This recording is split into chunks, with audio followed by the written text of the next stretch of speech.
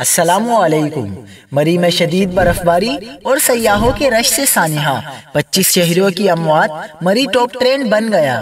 شہر سے متعدد دل دہلا دینے والے مناظر سامنے آ رہے ہیں۔ کیا آپ حالات حاضرہ سے آگاہی حاصل کرنا چاہتے ہیں؟